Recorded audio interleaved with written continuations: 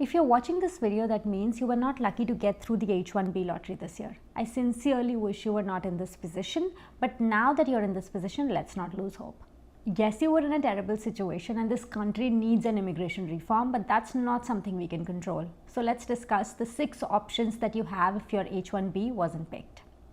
This is a part of our series US Visas Simplified, so definitely check out a lot of other videos that we have created on US visas.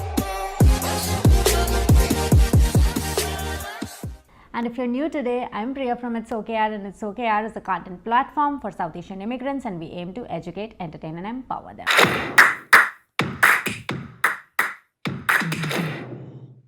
The number 1 option is looking for H1B cap exempt roles and companies.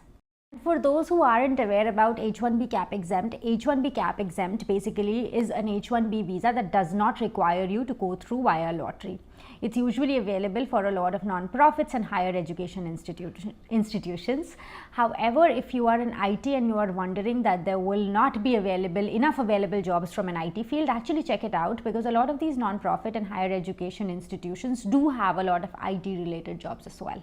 So this is a really great option because H1B cap exempt does not require you to have a lottery, and you still have an option of having an H1B visa if you can find the right job and the right company that actually is eligible for it. This may seem a little more complicated, but it is not. We actually have a very detailed video about H1B cap exempt that I'm going to put in the description so that you can check it out, and then if you have any questions, leave it in the comment box and we'll try to answer. The second option is Day 1 CPT. This is a great option because it helps you not leave the country and continue working your current job. It is actually an option that is used by many international students who are on F1 visa who can continue to work off campus in their field of study. This is one of the most common options for people who are looking to maintain their status while continuing to work at the same time. However, there are a lot of risks associated with Day 1 CPT, and we have a very detailed video with an immigration lawyer where we discuss a lot of this. So definitely check that out. But basically, if you're on Day 1 CPT, there is a chance that you might get an RFE if you go for an H1B visa, and USCIS might flag that. However, if you work with a good immigration lawyer, then there are high chances to make your case really solid. So definitely recommend checking out the video and working with a good immigration lawyer if you are looking to pursue the Day 1 CPT option. If you want us to create a video about the colleges that you should be looking out for on a Day 1 CPT, definitely leave that in the comment box and we will come out with a video about that. The third option is checking if you are eligible for an O1 visa. Yes, getting an O1 visa is difficult, but we are a smart, talented and persistent community. And contrary to the popular belief, you will be surprised to know that you don't need to be an artist to have an O1 visa. You are eligible for an O1 visa if you are in a STEM field. O1A visa explicitly mentions extraordinary abilities in education, business, athletics, etc. O1B visa is actually for artists. So please check if you're eligible for an O1A visa. Spend that $200 with an immigration lawyer and it might just change your life. By the way, we do have a video about O1 visa where we discuss everything in detail with an immigration lawyer. So definitely check that out as a starting point. The fourth option is applying for a Canada PR, and at this point you must be wondering that Priya has lost her mind. But that's not the case. Please follow along.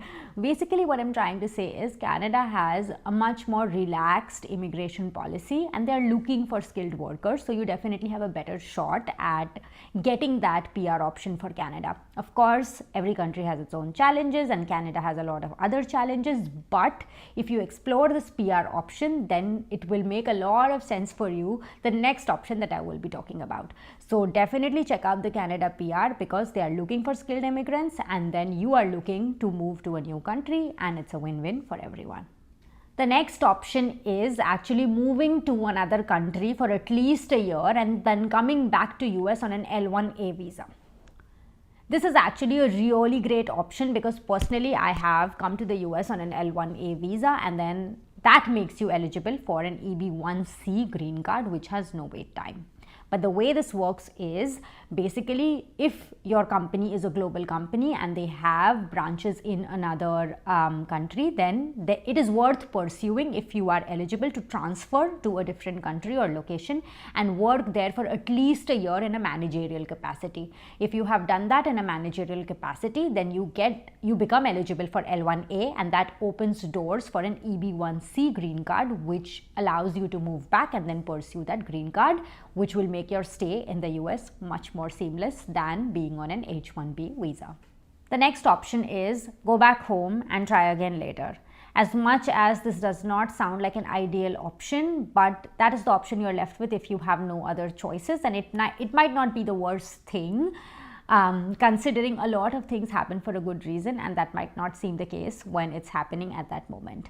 Again, if you go back, maybe it is going to inspire you to start something fresh in your own country, and maybe in a couple of years your H1B is going to get picked and you will be able to move back. So that is definitely the final options, and like we say, it's okay Yaar if things are not going your way. If you end up pursuing any of these options, or if you have experience with any of this, please leave that in the comment box and share your experience. It will be really helpful for the community to learn from real life experiences. And if things are not going your way, remember, it's okay Yaar. Till next time, this is Priya signing off. Have a wonderful day.